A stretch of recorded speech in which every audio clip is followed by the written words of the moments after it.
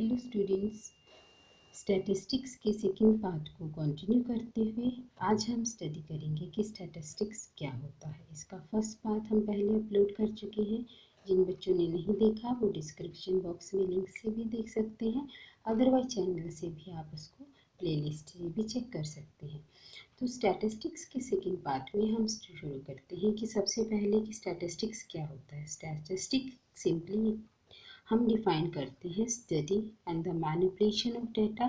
It deals with the analysis and computation of the numerical data. जो भी आपका numerical data है, आप उसका एनालिसिस और उसका कंप्यूटेशन जब करते हैं, यानी कि उसको कैसे आप उसको कंप्यूट कर रहे हैं, कैसे उसको कलेक्ट कर रहे हैं, उस न्यूमेरिकल डाटा के ही हम स्टैटिस्टिक्स कहते हैं। इसकी डेफिनेशन है, it is the branch of mathematics dealing with the collection, analysis, interpretation and presentation of masses of numerical data। आपका बहुत सारा डाटा है, आप उस डाटा को स्टेप वाइज पहले कलेक्ट करते हैं, फिर एनालाइज करते हैं, फिर इंटरप्रेट करते हैं, फिर प्रेजेंटेशन करते हैं। तो इस स्टेप्स को हम ही एक सीक्वेंस में जब स्टडी करते हैं तो वो आपका स्टैटिस्टिक्स बन जाता है। स्टैटिस्टिक्स का मतलब होता है कोई भी क्वांटिटेटिव इंफॉर्मेशन, जो भी आपके फैक्ट्स हैं और फाइंडिंग्स हैं, उनकी क्वांटिटेटिव इंफॉर्मेशन को हम स्टैटिस्टिक्स कहते हैं। स्टैटिस्टिक्स को हम सिंगुलर और प्लूरल दोनों सेंस में स्टडी कर सकते हैं। सबसे पहले हम स्टडी करते हैं statistics in a plural sense. बेटे देखो, स्टैटिस्टिक्स को जब हम एक प्लूरल सेंस में स्टडी करते हैं तो इसका मतलब है कि statistics refers to the information in the term of numbers and numerical data. यानी कि प्लूरल का मतलब ये होता है बहुत सारा। जब आप बहुत सारा डाटा जो है ना नंबर्स की फॉर्म में या किसी भी न्यूमेरिकल मेथड में स्टडी करते हैं तो हम उसको स्टैटिस्टिक्स इन प्लूरल नाउन कहते हैं। जैसे कि पॉपुलेशन, बहुत सारी पॉपुलेशन होती है, बहुत सारे लोग होते हैं, जब हम उनका डाटा इकट्ठा करते हैं तो वो स्टैटिस्टिक्स होता है प्लूरल सेंस में। ठीक है, पॉवर्टी का, रेवेन्यू का, एक्सपेंडिचर का, ऐसे ये बहुत सारे स्टैटिस्टिक्स होते हैं। बहुत सारा डाटा होता है, हम इसको मतलब एक धागे में पिरोते हैं बड़े सारे मोतियों को, उस तरीके से बहुत सारा डाटा को हम एक ही सीक्वेंस में स्टडी जब करते हैं तो उसको स्टैटिस्टिक्स इन प्लूरल नाम कहा जाता है। कोई भी इंफॉर्मेशन जो है ना किसी भी एक पर्सन से रिलेट यदि करती है तो उसको स्टैटिस्टिक्स नहीं कहा जा सकता। केवल एवरेज और फैक्ट्स जो होती हैं या फिर एग्रीगेट फैक्ट्स होते हैं, एग्रीगेट डाटा को भी स्टैटिस्टिक्स कहते हैं। जैसे हम कहें कि 11th क्लास के या बीकॉम फर्स्ट के एक स्टूडेंट की पॉकेट मनी 400 रुपीज़ है, तो वो स्टैटिस्टिक्स नहीं है, वो सिर्फ क्या है, वो एक स्टेटमेंट है। यदि हम कहें कि the average pocket money of the student of class 11th या फिर class BCom is ₹400, then it is statistics. क्यों ये स्टैटिस्टिक्स क्यों हुआ? क्योंकि इसमें हमने पूरी क्लास के बच्चों की पॉकेट मनी निकाली और फिर उसका एवरेज निकाला। ठीक है, तो इसलिए हम कहते हैं कि जो हमारा सभी स्टैटिस्टिक्स है वो डाटा का पार्ट होता है, लेकिन सारा डाटा स्टैटिस्टिक्स नहीं होता। जैसे राम की पॉकेट मनी 400 रुपीज़ है, तो वो एक डाटा तो है लेकिन वो स्टैटिस्टिक नहीं है। लेकिन जितना भी आपका स्टैटिस्टिक होगा वो डाटा है, होगा ही होगा। तो यहाँ पर जो है ना आपकी डेफिनेशन है स्टैटिस्टिक्स एज न्यूमेरिकल स्टेटमेंट में उसकी बोले कि statistics are the numerical statement of facts in any department of inquiry placed in relation of each other। statistics का मतलब होता है कोई भी numerical statement facts और figures की जिसमें कि हम इंक्वायरी कर सकते हैं, मतलब एक दूसरे से उनके कंपैरिजन कर सकते हैं। अब हम इसके बाद स्टडी करेंगे कि स्टैटिस्टिक्स के बेसिक कैरेक्टरिस्टिक्स क्या हैं जब हम स्टैटिस्टिक्स को न्यूमेरिकल डाटा या फिर प्लूरल सेंस में स्टडी करते हैं। सबसे पहला पॉइंट है एग्रीगेट्स ऑफ फैक्ट। जो आपका कोई भी सिंगल नंबर है वो कभी भी स्टैटिस्टिक्स नहीं बनाता। ओनली एवरेज नंबर, जो आपके डाटा जो होता है उसका जो एवरेज हम निकालते हैं उसी को हम स्टैटिस्टिक्स कहेंगे। जैसे मैंने अभी आपको बताया कि राम जो है वो 400 रुपीज़ पॉकेट मनी गेन करता है, तो ये एक स्टेटमेंट है, ये स्टैटिस्टिक्स नहीं है, क्योंकि ये स्टेटमेंट जो है ना कोई भी हमें साइंटिफिक इंफॉर्मेशन, वो स्टैटिस्टिकल इंफॉर्मेशन नहीं देती, इसकी कोई इम्पोर्टेंस नहीं है। लेकिन हम यदि कहते हैं कि 11th क्लास के स्टूडेंट्स की एवरेज पॉकेट मनी जो है ₹500 है, तो ये स्टैटिस्टिक्स होगा। यानी कि स्टैटिस्टिक्स की बेसिक फीचर क्या हुई कि ये फैक्ट्स की एग्रीगेशन की बात करता है। उसके बाद है न्यूमेरिकली एक्सप्रेस। स्टैटिस्टिक्स का जो डाटा जो है ना हम उसको नंबर में एक्सप्रेस कर सकते हैं। ये एक क्वालिटेटिव एस्पेक्ट ना होकर ये मतलब जैसे कि क्वांटिटेटिव एस्पेक्ट होता है। कोई भी क्वालिटी, जैसे आप मोटे हैं, पतली हैं, लंबे हैं, छोटे हैं, काले हैं, गोरे हैं, गांव से बिलोंग करते हैं, शहर से बिलोंग करते हैं, ये स्टैटिस्टिक्स नहीं है। इसमें हम केवल और केवल सिर्फ और सिर्फ न्यूमेरिकल डाटा को ही यूज़ करते हैं। उसके बाद बात आता है कि it is affected by multiplicity of the causes.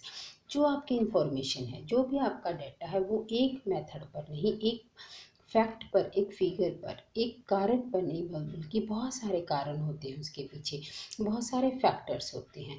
जैसे कि प्राइजेस बढ़ रहे हैं, तो प्राइजेस बढ़ने का मतलब ये नहीं है कि सिर्फ और सिर्फ आपके मतलब उसमें सप्लाई में कमी आई है।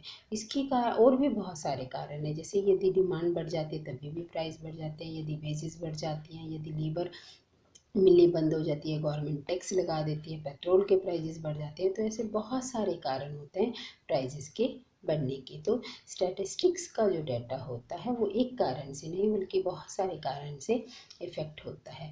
रीजनेबल एक्यूरेसी, जो आपकी इसमें डिग्री ऑफ एक्यूरेसी जो है ना वो एक रखी जाती है। मतलब ऐसा नहीं है कि आप कोई भी डाटा कैसे भी उसको यूज़ कर सकते हैं। आपके डाटा की एक्यूरेसी जो है ना वो एग्जैक्ट होना बहुत ही ज़रूरी है। जब आप कोई भी डाटा कलेक्ट करते हो तो पहले हम ये चेक करते हैं कि जो हमने डाटा कलेक्ट किया वो सही भी है या नहीं है। Placed in relation of each other, जो आपका स्टैटिस्टिकल डाटा जो है ना उसको हम एक दूसरे से रिलेट कर सकते हैं और कंपेयर भी कर सकते हैं। प्री डिटरमाइन पर्पस, जो हम स्टैटिस्टिक्स को जब प्लूरल सेंस में इकट्ठा करते हैं, यानी कि जब हम न्यूमेरिकल फैक्ट्स और डाटा को इकट्ठा करते हैं तो पहले हमारा एक प्री डिफाइंड ऑब्जेक्टिव होता है, पर्पस होता है कि हम डाटा को क्यों इकट्ठा कर रहे हैं। ठीक है ना। फिर है कि न्यूमरेटेड और एस्टिमेटेड। आपका डाटा जो आप होता है वो दो तरीके का हो सकता है। एक एस्टिमेटेड, एस्टिमेट मतलब अनुमान लगाना, न्यूमरेटेड मतलब आपने उस डाटा को पूरी तरीके से एकदम से जाकर आकलन करना, उसको मतलब इकट्ठा आपने जो किया है। तो स्टैटिस्टिक्स जो है ना वो न्यूमरेट भी हो सकता है और वो एस्टिमेटेड भी हो सकता है। यदि आपका फील्ड ऑफ इन्वेस्टिगेशन बहुत ज़्यादा बड़ा है, आप हर पर्सन से जाकर बात नहीं कर सकते, तो वहाँ पर आप कुछ लोगों से इंफॉर्मेशन लेते हैं और उसके बेस पर एस्टिमेशन लगा लेते हैं। ठीक है ना। और यदि आपका इन्वेस्टिगेशन एरिया बहुत ही लिमिटेड है, जैसे आपको अपनी क्लास की इंफॉर्मेशन कलेक्ट करनी है, तो वहाँ पर आप क्या करते हो, हर पर्सन से जाकर डाटा कलेक्ट कर सकते हो, तो उसको न्यूमरेटर मेथड कहते हैं। Collection collected in a systematic manner, जो आपका स्टैटिस्टिक्स का डाटा होता है उसको हम एक सिस्टमेटिक तरीके से कलेक्ट करते हैं। ठीक है ना। पहले से हमारे कुछ प्री डिफाइंड ऑब्जेक्टिव होते हैं, कुछ प्लान होता है। जब हमने एक प्लान प्रिपेयर कर लिया, एक ऑब्जेक्टिव तैयार कर लिया, उसके बाद ही हम उसकी कलेक्शन की बात करते हैं। ठीक है। ये था आपका statistics in a plural sense. अब हम बात करते हैं स्टैटिस्टिक्स इन सिंगुलर सेंस, कि यदि सिंगुलर सेंस की हम बात करें तो वहाँ पर स्टैटिस्टिक्स का मतलब क्या है। जब हम सिंगुलर सेंस की बात करते हैं तो वहाँ पर स्टैटिस्टिक्स का जो डाटा है उसकी में हम उसको कलेक्ट करने के लिए कौन से टेक्निक्स और कौन से मेथड्स को फॉलो करते हैं। जो उसका कलेक्शन है, जो उसकी क्लासिफिकेशन है, प्रेजेंटेशन है, एनालिसिस है, इंटरप्रिटेशन है, इसके लिए हमने कौन से टूल्स, कौन से टेक्निक्स और कौन से मेथड्स को स्टडी किया। जब हम इस चीज़ को स्टडी करते हैं तो उसको कहा जाता है statistics in a singular sense.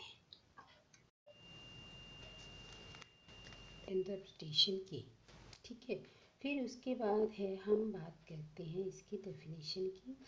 काउडेन के अकॉर्डिंग स्टैटिस्टिक्स को डिफाइन किया जा सकता है प्लूरल सेंस में कलेक्शन, सिंगुलर सेंस में collection, presentation, analysis and interpretation of numerical data.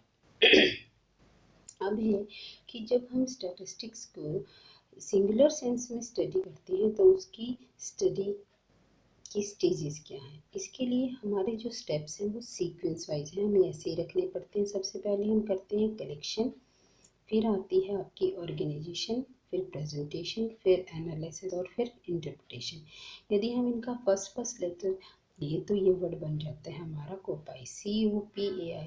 ये एक कोड वर्ड है, इसको याद करेंगे तो आपको रहेगा याद कि पहले collection, organisation, presentation, analysis and interpretation.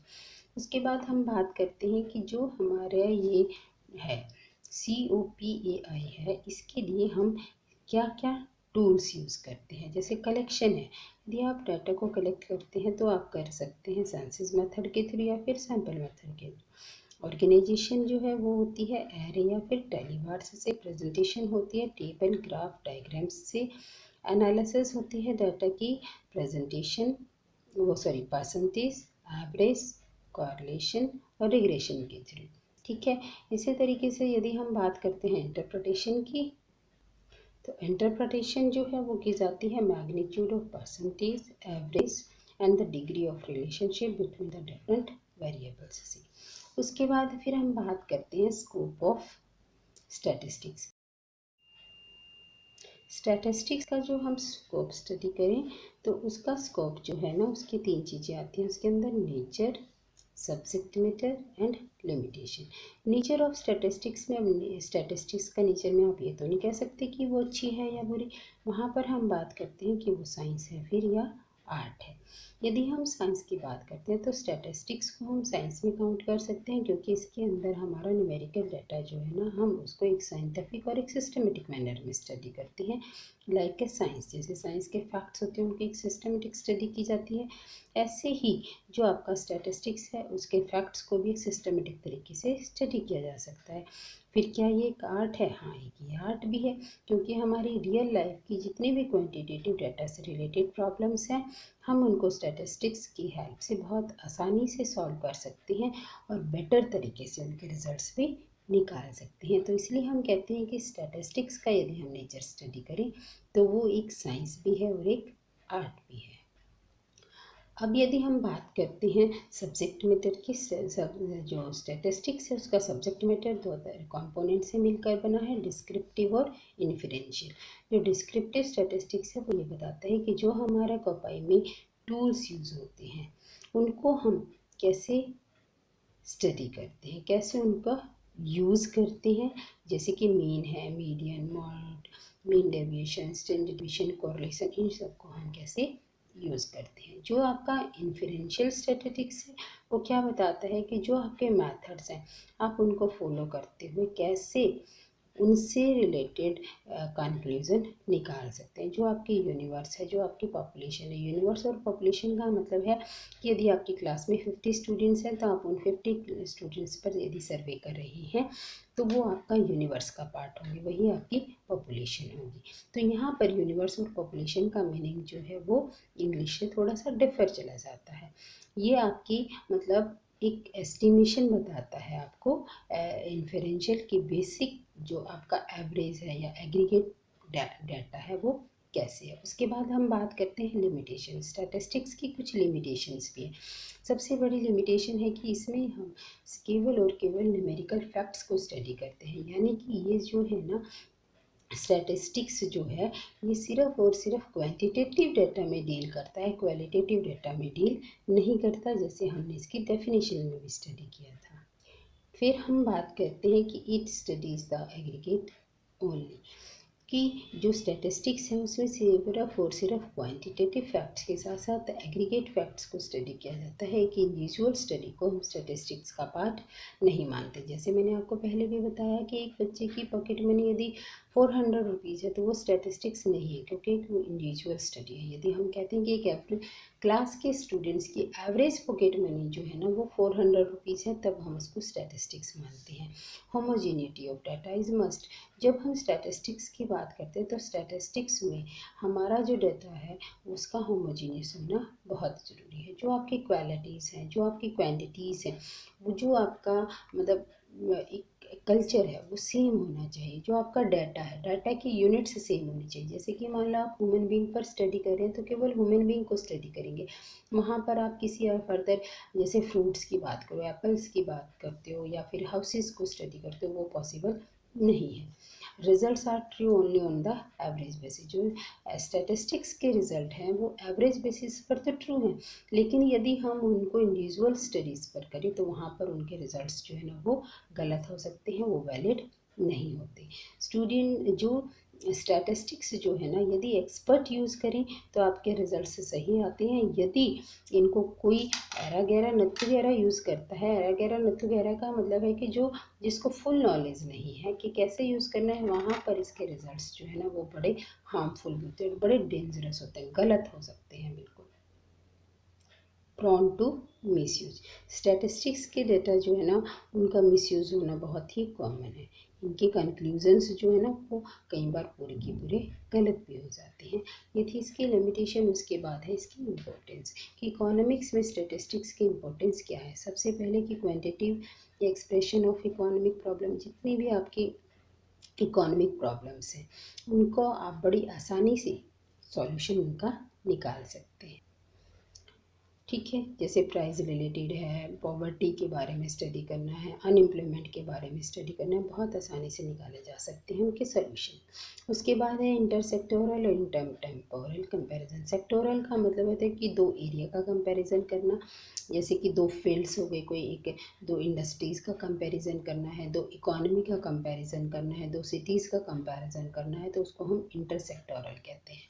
इंटरटेम्पोरल, temporal मतलब होता है on the basis of time. जब आप टाइम के बेसिस पर कंपैरिजन करना चाहते हैं डाटा का तो उसको इंटरटेम्पोरल कहते हैं। जैसे कि 2021 में प्राइजेस कितने थे, 2022 में अब प्राइजेस कितने हैं, यही जो कंपैरिजन होगा ये इंटरटेम्पोरल होता है। तो any kind of comparison based on area या different sectors of the economy that can be made with the help of statistics, and temporal intertemporal comparison यानी कि on the basis of study time, that comparison also can be made with the help of statistics.